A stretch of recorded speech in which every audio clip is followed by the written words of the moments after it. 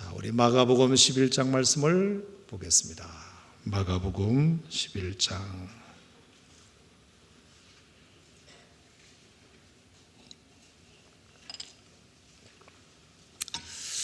우리 여러분들도 담임 목사님 설교를 들을 일이 그렇게 썩 많지 않잖아요, 그죠? 한번 오늘 제 얘기를 잘 들어보시고 또 여러분의 삶에 좋은 교훈으로 삼았으면 좋겠습니다. 자, 마가복음 11장.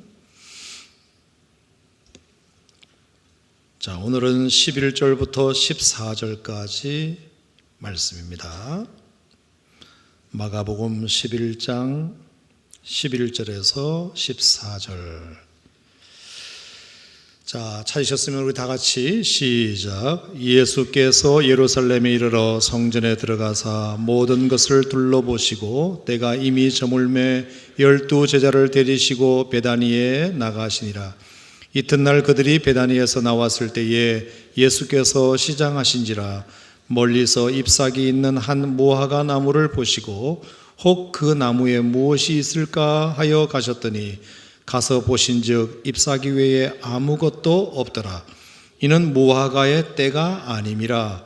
예수께서 나무에게 말씀하여 이르시되 이제부터 영원토록 사람이 내게서 열매를 따먹지 못하리라 하시니 제자들이 이를 듣더라. 하나 더 읽을까요? 20절부터 읽겠습니다. 20절 말씀부터 24절 다 같이 시작. 그들이 아침에 지나갈 때에 무화과 나무가 뿌리째 마른 것을 보고 베드로가 생각이 나서 여짜오되 라삐여 보소서 저주하신 무화과 나무가 말랐나이다. 예수께서 그들에게 대답하여 이르시되 하나님을 믿으라. 내가 진실로 너에게 이르노니 누구든지 이 산더러 들리어 바다에 던져지라 하며 그 말하는 것이 이루어질 줄 믿고 마음에 의심하지 아니하면 그대로 되리라. 그러므로 내가 너희에게 말하노니 무엇이든지 기도하고 구하는 것은 받은 줄로 믿으라. 그리하면 너희에게 그대로 되리라. 아멘. 자, 오늘 저와 여러분이 함께 읽은 이 본문 말씀은 아주 제게는 재미있는 본문입니다. 여러분들에게도 재미가 있기를 바랍니다. 자, 오늘 11절 말씀에 보면 두 곳의 장소가 나와요. 어디죠? 예루살렘과 베다니라는 장소가 나와요.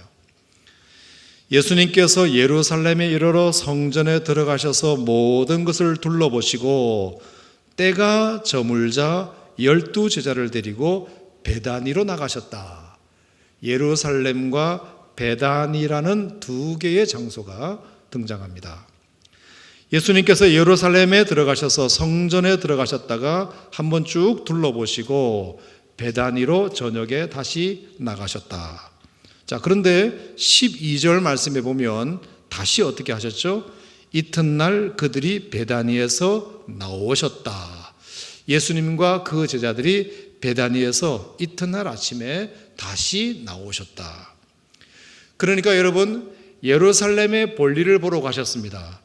볼일이라고 하는 것은 제가 좀 가볍게 얘기했지만 예수님께서 이제 본격적으로 고난과 또 예수님의 그 순환주간을 보내시기 위해서 십자가에 운명하시기 위하여 예루살렘에 들어가신 것입니다. 그런데 쭉 둘러보시고 해가 저물자 베다니로 나오셨다가 다음날 아침에 다시 예루살렘으로 들어가셨다는 말씀, 이 말씀이잖아요. 자, 저는 궁금한 게 뭐냐 하면 이상하다. 예루살렘에 뭐 잘 곳이 없어서 그러셨나? 예루살렘에 쉴 곳이 없으셔서 그러셨나? 왜 굳이 베다니에서 예루살렘으로 들어가셨으면 예루살렘에서 계속 계시든지 하실 것이지 왜 저녁에 다시 나오셨다가 다음날 아침에 또 들어가셨을까? 이것이 여러분들에게는 그렇게 중요한 문제가 아닐 수 있어도 설교하는 목사님 입장에서는 이게 딱 눈에 들어왔습니다. 예루살렘에 잘방이 없으셨다. 그 얘기잖아요. 또는 예루살렘에 쉴 만한 곳이 없으셨다. 그런 얘기시잖아요.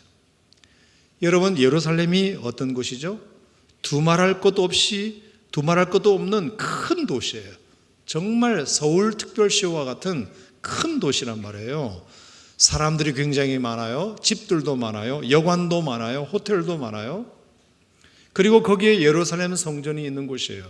그리고 예수님은 지금 예루살렘에 볼일을 보러 오신 거예요. 그런데 거기서 계속 묵고 자고 일하시고 하셔야 될 텐데, 저녁에는 다른 데로 가셔서 주무셨고 쉬었다가 다시 아침에 예루살렘으로 들어가시는 일을 하셨다는 말씀입니다. 더 이상한 것은 우리가 지난주에 우리 성도님들이 같이 공부했는데 11장 1절부터 11절까지 말씀, 바로 그 앞절에 보면 예수님께서 어린 나귀를 타고 예루살렘에 입성하셨을 때 사람들이 예수님을 얼마나 환영했는지 몰라요. 호산나 호산나 하면서 정말 사람들이 겉옷을 벗어서 깔고 나뭇가지를 길에 펴며 예수님이 예루살렘에 오시는 것을 그렇게 많은 사람들이 환영했거든요. 예루살렘에 입성하신 예수님을 사람들이 엄청나게 환영했단 말이에요. 그런데 잘 곳이 없었다? 그런데 쉴 곳이 없었다. 그래서 굳이 베다니로 다시 나오셔야 했다. 그리고 이튿날 다시 예루살렘으로 들어가셔야 했다. 그게 제게는 좀 고개를 갸우뚱하게 만드는 것이었습니다. 그러면 베다니에는 무슨 좋은 호텔이 있어서 있는가? 좋은 여관이 있는가? 여러분, 베다니는 예루살렘 근처에 있는 아주 작은 마을입니다. 그리고 아주 가난한 마을입니다. 호텔이 있어도 여관이 있어도 예루살렘에 더 많지. 쉴 곳이면 예루살렘에 훨씬 더 많지. 왜 베다니에 저물었을 때 다시 나오셨을까? 왜 예루살렘에서 나가셨으며 왜 베다니로 저녁에는 가셨을까? 예루살렘에 그날 밤 머무르실 수 없었던 이유가 있다면 무엇일까? 베다니가 예수님으로 하여금 편하게 주무실 수 있도록 했다면 베다니에게는 도대체 어떤 이유가 있었을까? 제가 그것을 한번 생각해 보았습니다.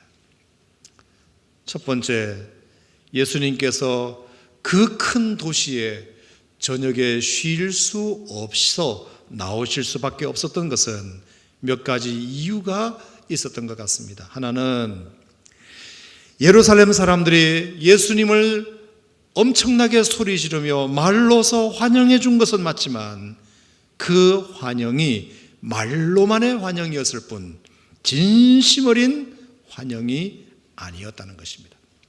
호산나 호산나 그렇게 찬양하면서 예수님을 그렇게 난리 부르스를 치면서 그렇게 환영을 했지만 그들이 예수님을 환영한 목적은 예수님께서 너무나도 싫어하시는 목적이었거든요.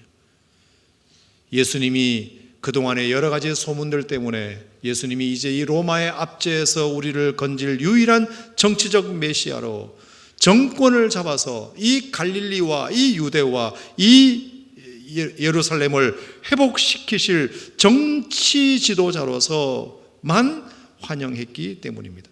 그러니까 만약에 예수님께서 십자가에 5일 뒤에 죽는 것을 알았다면 절대로 환영할 사람들이 아니었던 것을 예수님이 너무나도 잘 아셨기 때문입니다. 다시 말하면 예루살렘 사람들이 그렇게 호산나 소리를 지르며 겉옷을 펴며 나뭇가지를 펴며 예수님을 환영해 준 것은 말로만 환영한 것이고 목적이 잘못된 환영이었고 진심 어린 예수님을 따뜻하게 환영하는 환영은 아니었다는 것입니다. 그리고 또 하나는 이런 구절이 나와요. 자, 12절 13절에 보니까 이튿날 베다니에서 나왔을 때에 예수께서 시장하신지라. 자, 그러니까 이제 예루살렘으로 올라오셨어요. 멀리서 잎사귀 있는 한 무화과 나무를 보시고 그 나무에 무엇이 있을까 하여 가셨더니 가서 보신즉 잎사귀만 있고 열매는 없었다. 여러분, 이게 뭘까요? 이게 제가 나중에 말씀드리겠지만 형식만 남아있고 화려하기만 할 뿐 정말 속 알맹이는 하나도 없는 이 유대 백성들, 교회 지도자들, 그리고 바리새인들, 서기관들 이런 사람들을 염두에 두고 하신 말씀이잖아요. 그러니까 이렇게 형식만 남아있고 외형만 화려하고 말만 번지르르하게 하고 속으로는 딴 생각을 하고 있고 진심이 느껴지지 않고 순수한 마음이 없는 그런 사람들이 예루살렘에 있는 사람들이었다. 거기에서는 예수님이 쉬실 수가 없었다. 또 하나 더 볼까요? 15절 말씀부터 보면 여러분이 잘 아시는 성전에서 장사하는 사람들을 예수님께서 뒤엎으신 사건이 나와요. 자, 거기에 주님이 그런 말씀을 하셨어요. 17절에 이에 가르쳐 이르시되 기록된 바 내 집은 만민이 기도하는 집이라 칭함을 받으리라고 하지 않았느냐. 너희는 강도의 소굴을 만들었도다. 예루살렘 성전을 강도의 소굴로 만든 것이 예수님에게 큰 안타까움이었습니다. 그러니까 예루살렘 성전은 화려했지만 사람들은 굉장히 많았지만 그리고 호산나 호산나 하나님을 찬양하기도 했지만 화려한 형식들이 보기는 좋았지만 예수님의 눈으로 볼 때는 거기가 강도의 소굴과 같은 곳이었다. 그래서 예수님께서 단 하룻밤도 거기에서 편히 쉬실 수가 없었다는 것입니다. 그렇다면 베다니는 어떤 곳이길래 예수님께서 베다니로 나가셨느냐? 여러분, 베다니 하면 무슨 생각이 나나요? 누구 생각이 나요? 성경을 조금 공부한 사람이면, 요한복음을 공부한 사람이면 베다니에 얽힌 몇 이야기를 여러분이 하실 수 있어야 돼요. 자, 제일 유명한 게 뭐예요? 베다니에 누가 살았죠? 마르다, 마리아, 나사로가 살았어요. 우리가 성경을 보면 공간복음서와 요한복음서를 보면 예수님께서 꽤 자주, 성경에는 그것이 많이 반복되어 있지는 않지만 문맥으로 보면 예수님께서 꽤 자주 베다니를 찾으셨던 것으로 되어 있어요. 거기에 누가 있었다? 마르다, 마리아, 나사로가 있었다. 왜 마르다, 마리아, 나사로가 있는 그 마을, 그 가난한 마을, 그 작은 마을을 예수님께서 찾아가는 것을 즐거워하셨을까? 편하게 생각하셨을까? 힘들고 어려울 때마다 지금 예루살렘 성에 가서 이제 사람들로부터 고난을 받고 십자가를 지셔야 되는 정말 중요한 일을 앞두고 있는, 그래서 어느 때보다도 마음을 좀 다잡아야 할 그런 상황에서 예루살렘에 머물지 않으시고 일부러 베다니로 다시 나오셔서 베다니에서 꼭 주무셔야만 했을까? 여러분, 잠은 어디서 자야 돼요? 편한 곳에서 자야 돼요. 편안한 곳에서. 마음이 편해야 잠이 잘 와요. 불편하면 잠이 안 오잖아요. 마음이 불편하거나 아무리 좋은 호텔이라 하더라도 마음이 불편하면 힘들잖아요. 차라리 작은 마을이지만, 가난한 마을이지만 마르다, 마리아, 나사로가 있는 그 마을에 가서 내가 오늘 밤 자야 되겠다. 왜냐하면 그들은 예수님을 진심으로 환영해 준 사람들이었거든요. 마음을 다해서 섬겼던 사람이거든요. 그러니까 마리아 같은 사람은 그 비싼 향유를 깨어가지고 예수님의 발에 발라드리고, 그리고 마르다는 열심히 음식을 준비해서 예수님을 섬겨드렸던 적이 있거든요. 사람 많은 곳보다, 화려한 성전이 있는 곳보다, 말로만 사람들이 대대적으로 환영해 주는 곳보다, 강도의 구렬로 만들어서 강도의 소굴로 만든 그곳보다 마음이 편안한 곳, 언제든지 내가 쉴 수 있는 곳, 그리고 진심으로 나를 환영해 주는 곳, 그곳을 주님은 자신의 쉴 곳으로 찾으셨다는 것이 참 제게 도전이 많이 되었습니다. 은혜를 아는 곳. 그래서 요한복음 11장에 보면 예수님께서 나사로가 병들어 죽게 되었을 때, 죽은 지 사나흘 지났을 때 예수님께서 오셨지만 그 나사로를 고쳐주셨잖아요. 살려주셨잖아요. 그래서 요한복음 12장에 보면 너무 그것이 고마워가지고 예수님을 위해서 진심으로 잔치하는 모습도 나와요.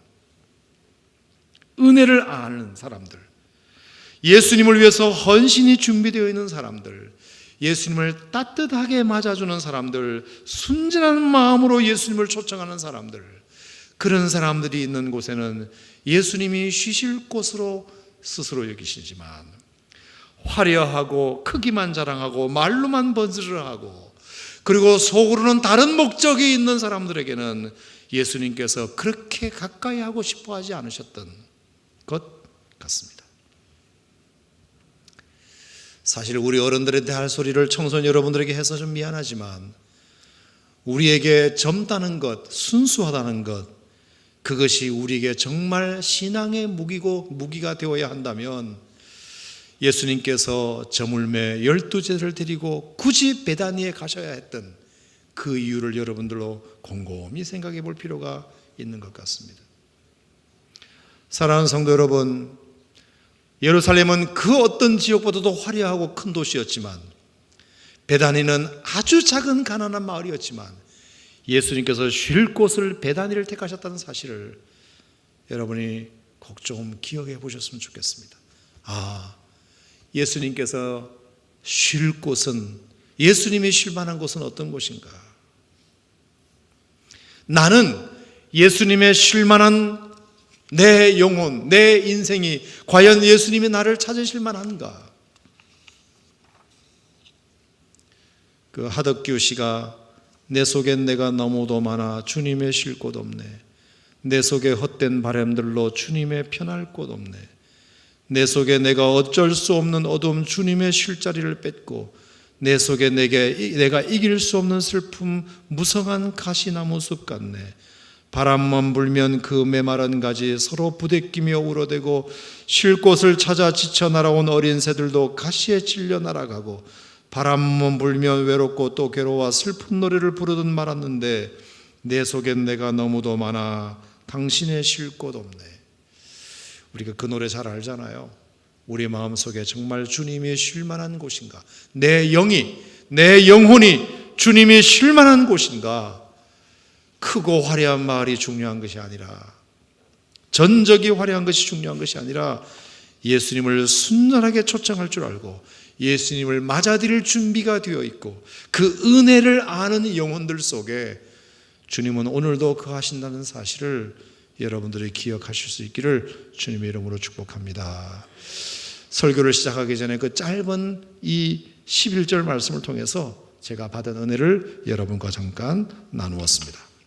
자, 또 하나 오늘 이 본문이 제게 참 재미있게 여겨졌던 것은 13절 말씀인데요. 자, 13절 말씀 다 같이 한번 읽겠습니다. 시작.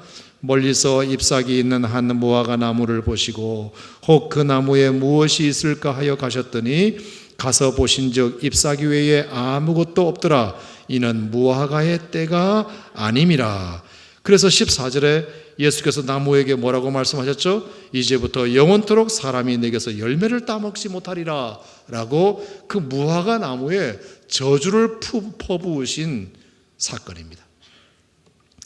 아마 예수님께서 이제 아침에 일찍 나오시느라고 예루살렘에 오셨을 때 시장하셨던 것 같습니다. 그래서 멀리서 보니까 잎사귀 있는 무화과 나무를 눈에 넣으셨습니다. 그래서 그 나무에 무엇이 있을까 보시려고 가셨더니, 가서 보신즉 잎사귀 외에는 아무것도 없는 것을 보셨습니다. 그래서 14절에 정말 예수님의 캐릭터에는 잘 어울리지도 않는, 영원히 이제부터 사람들이 너에게서 열매를 따먹지 못할 것이다. 자, 언뜻 생각하면 예수님께서 시장하셨는데, 무화과 나무에서 열매를 따먹고 싶어 하셨는데 마침 필요한 열매가 없으니까 예수님께서 무화과 나무를 저주하셨구나. 우리가 이렇게 생각할 수 있잖아요. 자, 그런데 우리에게 궁금증을 자아내게 하는 문장이 하나 있어요. 그게 뭐냐면 13절에 이는 무화과의 때가 아님이라. 무화과 때가 아님이라. 여러분, 이게 무슨 말일까요? 무화과가 열매를 맺을 때가 아님이라. 그럼 이거 어떻게 된 건가요, 여러분? 예수님께서 무화과 나무 열매철임에도 불구하고 열매를 맺지 못한 나무라면 예수님께서 그렇게 저주하시는 것에 대해서 할 말이 없는데, 아니 때가 아닌 것은 때가 아닌데 그러면 열매가 없을 수도 있는데 열매가 없는 것에 대하여 저주하셨다는 것이 이게 잘 이해가 안 되는 겁니다. 아무리 예수님께서 그 정도 상식이 없으셨을까요? 자, 여기에는 중요한 이유가 하나 있습니다. 자, 여러분 무화과 나무 열매를 먹어보신 적이 있는지 모르겠지만 무화과는 없을 무자에 꽃 화자죠. 꽃이 없는 나무라는 의미예요. 사실은 꽃이 없는 건 아니고 아주 작은 꽃이 있지만 보이지 않는다 그래서 그렇게 붙여진 이름인 것 같습니다. 그런데 이 이스라엘 지역에는 무화과 나무 열매가 2번 열립니다. 봄에 한 번 열리고 가을에 한 번 열립니다. 봄에 열리는 무화과 나무 열매를 타크시라고 합니다. 타크시라고 하는데 지난해 가을에 맺었던 열매 가지에서 열리는 열매이기 때문에 즙이 나오질 않아서 봄에 열리는 열매는 사람들이 거의 먹지 않는다고 합니다. 그러니까 먹지 않기 때문에 즙이 나오지 않는 열매 같지 않은 열매이기 때문에 대부분 익더라도 그냥 땅에 떨어지게 둔다고 합니다. 하지만 봄에 나오는 열매도 먹는 사람들이 있었습니다. 그래서 주로 가을에 나오는 열매를 먹는데 봄에 나오는 열매도 먹는 사람들이 있었다. 그런 사람들은 먹을 과일이 없어서 정말 과일 생각이 나서이거나 아니면 가난한 사람이나 나그네 같은 사람들이 도저히 먹을 것이 없어서 시장길을 해결하기 위하여 어쩔 수 없이 먹는 열매가 봄에 나오는 무화과 나무 열매였습니다. 자, 그러면 마가복음 11장에 나오는 이 무화과 나무 열매는 지금 봄철일까요? 가을철일까요? 봄철이에요. 예수님께서 6월절에 십자가에 돌아가셨을 때 그 6월절은 3, 4월에 있으니까 결국은 봄에 있는 지금 봄을 얘기하는 것이거든요.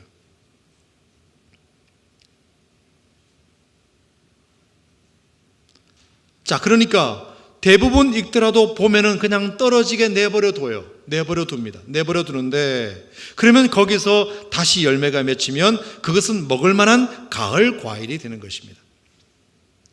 자, 그러니까 예수님께서 무화과의 때가 아니라고 말씀하신 것은 본격적으로 열매를 맺을 가을철이 아니라는 뜻이고, 하지만 예수님께서 잎사귀만 가득하고 아무것도 없는 것을 저주하신 것은 그게 뭐냐?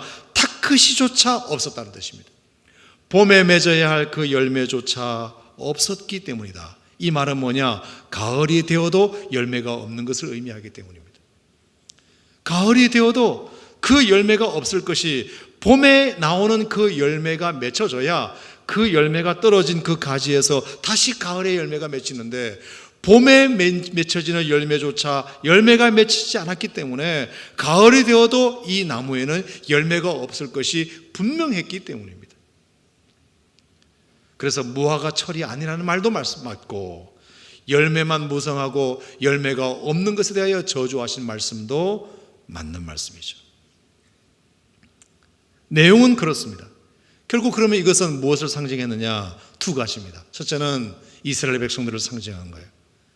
예루살렘에 있는 이 예루살렘 성전이라는 화려한 성전 벽에 갇혀가지고 정말 하나님의 뜻과 하나님의 경륜은 무시한 채 열매 없는, 내용 없는, 말만 무성한, 형식만 무성한 열매 없는 그들을 가리켜 예수님께서 하신 말씀이죠. 이런 걸 보면 예수님이 참 싫어하시는 것이 하나 있는 것 같아요.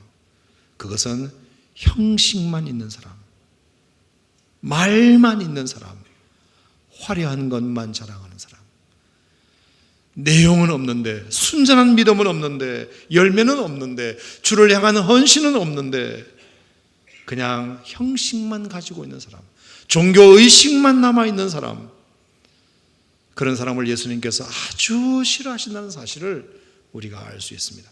그래서 아마 아까 말씀드린 대로 예수님께서 예루살렘에 본격적으로 사역을 하러 들어가셨지만 예수님께서 그날 밤 베다니로 굳이 나와서 하룻밤을 편하게 쉬려고 하셨던 그 이유도 바로 그와 같은 이유가 아닌가 싶어요. 사랑하는 우리 청소년 여러분, 그리고 성도 여러분, 우리가 오늘 이 밤에 이런 것 하나 깨닫고 결심했으면 좋겠습니다. 물론 우리가 주일마다 하나님 앞에 예배라는 형식 속에서 예배를 드리지만, 순서를 따라서 예배를 드리지만, 그 순서를 하나씩 치러내는 것이 예배가 아닙니다. 예배라는 시간, 8시, 10시, 12시, 9시, 11시 정확하게 예배 시간을 지켜서 1시간 내가 거기에 앉아 있는 것이 예배 드리는 것이 아닙니다. 헌금 봉투에 헌금을 준비해서 헌금함에다가 헌금을 넣은 것이 예배를 드리는 것이 아닙니다. 내가 찬양단으로 마이크를 들고 찬양한 것이 예배를 드리는 것이 아닙니다. 그것이 예배가 아닙니다. 그것은 예배의 형식들입니다. 형식들입니다. 얼마든지 마음 없이도 할 수 있는 것들입니다. 사람은 외모를 보지만 하나님은 중심을 보시는 줄로 믿습니다. 주님은 우리가 마음을 다하고 성품을 다하고 뜻을 다하여 주 너희 하나님을 사랑하라고 했지, 우리의 형식만 가지고 주님을 사랑하라고 말씀하신 적이 없습니다. 주님이 오늘 우리에게 그것을 말씀하시는 것 같아요. 입만 무성하고 열매만 없는, 정말 먹을 것이 없는, 정말 주님이 필요로 하는 것은 갖고 있지 않는, 보기는 번지르르 하지만 정말 주님이 원하시는 것은 하나도 내놓을 것이 없는 그런 신앙생활 안 하게 되시기를 바랍니다. 아멘. 정말 주님이 원하시는 것을 내놓을 수 있는 그런 신앙생활. 내가 너의 믿음을 좀 보고 싶다. 그러면 우리의 믿음을 보여줄 수 있어야 되고, 네가 가지고 있는 사랑을 좀 보고 싶다. 나가 가지고 있는 사랑을 보여줄 수 있어야 됩니다. 네가 가지고 있는 재주, 너가 가지고 있는 노래 실력, 너의 춤 실력,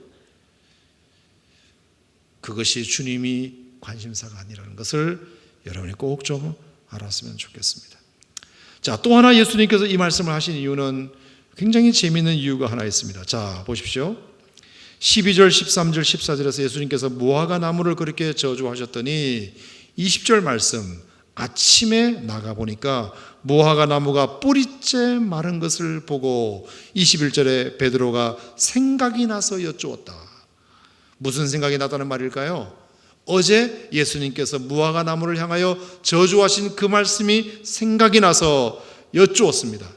랍비여, 선생님이여, 보소서, 어제 저주하신 무화과 나무가 오늘 아침에 말라버렸네요. 주님이 그렇게 말씀하셨더니 실제로 그렇게 돼버렸네요. 그러자 예수님께서 뭐라고 말씀하셨죠? 따라합시다. 하나님을 믿으라. 하나님을 믿으라. 그러시면서 23절, 24절에 하신 말씀이 이거예요. 누구든지 이 산들어 들리어 바다에 던지우라 하며 그 말하는 것이 이루어질 줄 믿고 마음에 의심하지 않으면 그대로 된다. 내가 너에게 말하노니 무엇이든지 기도하고 구하는 것은 받은 줄로 믿으라. 그리하면 너희가 기도한 대로 된다. 말한 대로 된다. 기도한 대로 된다. 봤지? 내가 어제 저주했던 그 무화과 나무가 오늘 아침에 이렇게 바짝 말라 있는 것을 봤지. 나는 말 한마디 했을 뿐인데 그렇게 되는 것을 봤지. 사람의 말이라는 것도 말이야 똑같은 거야. 사람의 말도 그런 거야. 누군가를 저주하면 그 영혼이 바짝 말하게 될 거야. 누군가를 축복하면 그 영혼이 살아나게 될 거야. 부정적으로 말하면 부정적으로 될 거야. 긍정적으로 말하면 긍정적으로 될 거야. 좋다고 말하면 좋아질 거야. 나쁘다고 말하면 나빠질 거야. 안 된다고 말하면 안 될 거야. 된다고 말하면 될 거야. 아멘입니까, 여러분? 내 말이 그렇게 권세 있는 것을 너도 봤지. 너희들도 말 조심해. 믿음의 말을 해.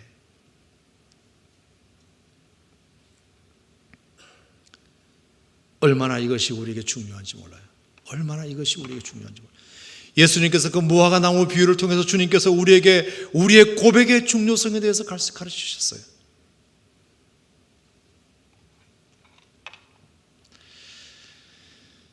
여러분, 지난 리우 올림픽 때 할 수 있다, 할 수 있다. 누구였죠? 박상영 선수. 펜싱에. 중학교 때까지는 잘하는 것이 아무것도 없었는데 우연히 펜싱 칼자루를 잡았다가 선생님으로부터 처음 칭찬을 받은 이후 내가 할 건 이거밖에 없구나 싶어서 펜싱을 그때부터 시작했는데 너무 찢어지게 가난해서 친척 집에 얹혀 살고 펜싱 장비 빌려서 쓰고 그러면서도 계속 꾸준히 연습만이 살 길이다. 연습은 절대로 배신하지 않는다. 그래서 자기가 받은 그 칭찬에 부응하기 위하여 더욱더 노력하다가 결국 국가대표까지 되잖아요. 하지만 그가 십자인대가 파열되어 가지고 또 좌절의 시간들을 오랫동안 보내게 되면서 또 재활하고 해서 결국에 세계 랭킹 100위권 이하로 물러났다가 21위까지 끌어올린 상태에서 리우 올림픽에 출전하게 되었습니다. 그래서 32강, 16강, 8강, 4강 그리고 준결승, 결승전 올라서 결승전에서 임계레자라고 정말 세계 랭킹 1위를 만났습니다. 세계 21등이 1등과 만나서 대결하게 되었어요. 여러분이 아시는 대로 9대 9까지 가다가 9대 13으로 벌어졌어요. 15점을 내면 이기게 되는데 상대방은 2점만 내면 되고 여기는 아직도 한참 멀었어요. 그때 2회전을 시작할 때 텁석 의자에 앉아가지고 자기는 혼자 되뇌인 말이라고 했지만 카메라가 클로즈업을 시켰어요. 할 수 있다, 할 수 있다, 할 수 있다. 나중에 인천공항에 도착해서도 인터뷰한 것을 제가 읽고 오늘 기사를 찾아보니까 자기 안에 할 수 없다는 마음이 솔직히 있었대요. 끝났구나라는 생각이 있었대요. 마음으로는 은메달까지 모은 것만 해도 대단하다는 자위하는 마음이 자기에게 있었대요. 그리고 상대방은 세계 랭킹 1위 되지 않느냐 처음으로 그게 보였대요. 그리고 9대 13을 어떻게 역전시킬 수 있느냐 자신이 없었대요. 마음은 그랬대요. 마음은. 하지만 내게 언제 이런 기회가 또 오겠나 싶어서 마음은 그렇지만 마음을 다잡고 속으로 누구 들으라고 한 것이 아니라 자기에게 그렇게 스스로 주문을 건 거죠. 할 수 있다, 할 수 있다, 할 수 있다. 여러분, 박상영 선수가 누구 들으라고 한 말도 안 해요. 그냥 혼자 한 말이에요. 혼자.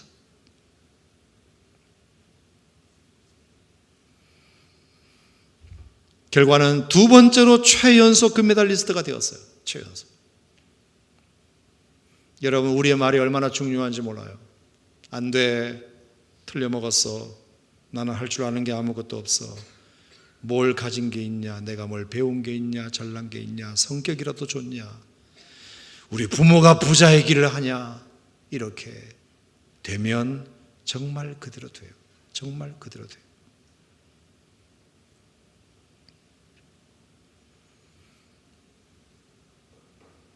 따라합시다. 말하는 것이 이루어질 줄 믿고 의심하지 아니하면 말한 대로 되리라. 아멘.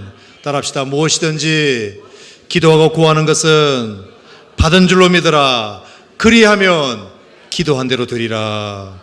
아멘. 하나님께서 우리에게 그렇게 말씀해 주셨어요.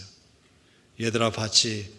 무화과 나무 하나를 내가 말로 저주했을 뿐인지 다음날 아침에 바짝 마르는 모습을 봤지. 우리의 말이 그런 거야. 우리가 믿음으로 그렇게 말할 때 그 말이 권세가 있고 말이 예언적 능력이 있는 거야. 여러분 스스로가 그렇게 할 수 없으면 하나님이 여러분에게 하시는 말씀이라도 들으세요. 저는 그렇게 믿어요. 하나님이 한 번도 여러분을 향하여 넌 안 돼, 넌 틀려먹었어, 아서라 아서. 아무리 여러분의 부모님이, 아무리 여러분의 선생님이, 아무리 여러분의 친구들이 너희들에게 못났다고 말해도, 여러분들에게 못났다고 말해도, 안 된다고 말해도, 가치 없다고 말해도 하나님은 지금까지 여러분들이 살아온 인생 동안 단 한 번도 하나님께서 그런 말씀을 여러분들에게 들려주신 일이 없습니다. 여러분 스스로가 그런 말을 하기가 힘들다면 하나님이 여러분들에게 해주시는 말씀이라도 들으세요.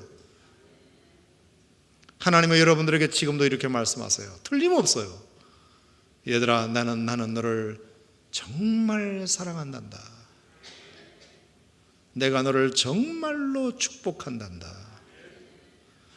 나는 너를 정말 소중히 여긴단다. 너는 내게 제일 존귀한 자란다. 너는 여전히 가치 있단다. 네가 잘하든지 못하든지 내 말에 순종하든지 안 하든지 너를 향한 나의 마음은 변함이 없단다. 여러분 스스로가 여러분 스스로에게 주문을 걸기 힘들다면 하나님이 여러분들에게 하시는 말씀이라도 들으세요. 매일매일 하나님은 오늘도 여러분들에게 그렇게 말씀하세요. 내가 너를 정말 사랑한대이, 내가 너를 정말 축복한대이, 내가 너를 정말 존귀 여기고 너를 정말 가치 있게 여기고 너는 뭐든지 할 수 있고 사람들은 너를 좋아하게 될 것이고 나는 너를 떠나지 않을 것이며 너를 버리지 않을 것이며 내가 너와 영원히 함께 할 것이다. 나의 오른손으로 너를 도와줄 것이다. 주님이 하시는 말씀이라도 들으세요.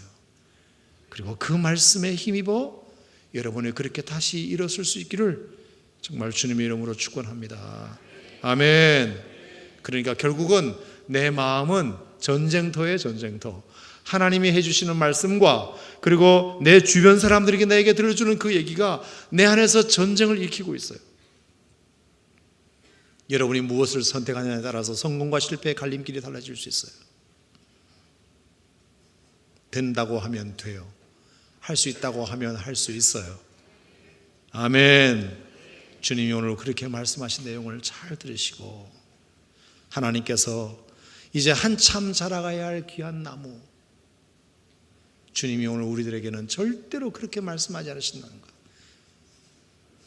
하나님이 우리에게 축복하시고 우리를 사랑해 주시고 우리를 귀히 여기시고 우리를 존귀 여기시고 우리를 가치 있게 여기시고 우리를 소중하게 여기시고 우리를 사랑해 주시고 날마다 우리의 가능성을 열어주시는 하나님 앞에 여러분 그렇게 날마다 서 있게 되기를 주님의 이름으로 축복합니다. 여러분 선생님이나 여러분 친구들이 들려주는 얘기는 진실이 아닐 수 있어요. 하지만 하나님이 여러분에게 하시는 말씀은 언제나 진리예요. 진리예요. 그 말씀을 여러분 마음속에 잘 새기시면 여러분의 인생에 놀라운 인생의 미래가 펼쳐질 줄로 믿습니다. 할렐루야. 기도하겠습니다. 은혜로우신 하나님 아버지,